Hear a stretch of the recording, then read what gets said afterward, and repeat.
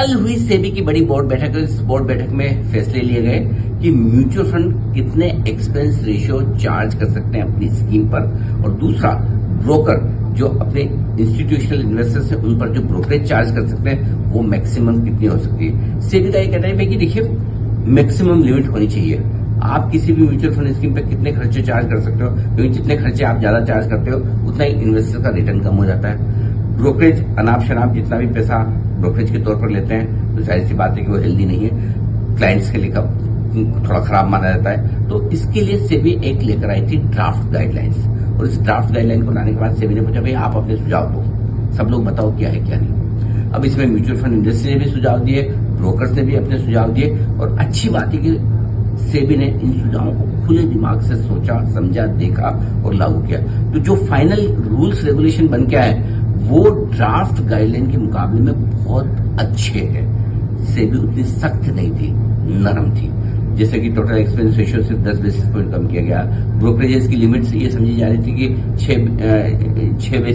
2 basis point से ज्यादा आप ब्रोकरेज नहीं ले पाओगे, वो 6 बेसिस पॉइंट की है। बेस्ट एक्सपेंस रेशियो को भी काफी बेहतर किया गया है, उतना नहीं घटाया गया जितना डर लग रहा था। तो म्यूचुअल फंड्स ने राहत की सांस ली कि भाई बच गए।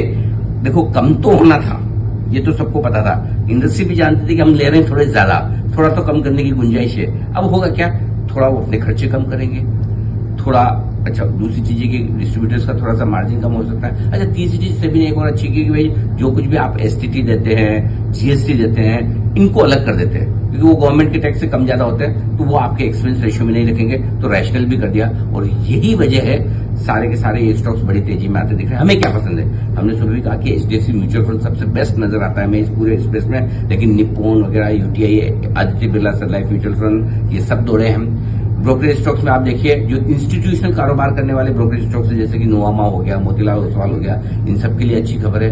कैफिनटेक और कैम्स, ये रजिस्ट्रार एंड ट्रांसफर एजेंट है। पहले डर क्या था मालूम है, अगर म्यूचुअल फंड के खर्चे कम घटेंगे तो ये है ना, ये इनके घटाएंगे, दबाएंगे आरएनटी एजेंट को, भाई तुम खर्चे कम करो, हमारे पास पैसे ही नहीं, तुमको क्या दें। तो ये भी स्टॉक आज उछल गए। इन सब के साथ साथ कैपिटल मार्केट स्टॉक्स का मूड एकदम हो गया तेज, और कल होने वाली है आईसीआईसीआई प्रू की लिस्टिंग भी, और एचडीएफसी म्यूचुअल फंड के वैल्यूएशंस भी आईसीआईसीआई प्रू के आसपास आएंगे, उनकी होगी दमदार लिस्टिंग, और ये वजह कि आज का स्टार है एचडीएफसी म्यूचुअल फंड। बताइए सेबी की बोर्ड बैठक के बाद आपका भी थोड़ा सा कॉन्फिडेंस लौटा है कैपिटल मार्केट शेयरों में? यदि हाँ तो आपकी पहली पसंद क्या है? अब हर बार बीएससी मत बताना, कोई बात नहीं है, पसंद तो वो भी बता दी।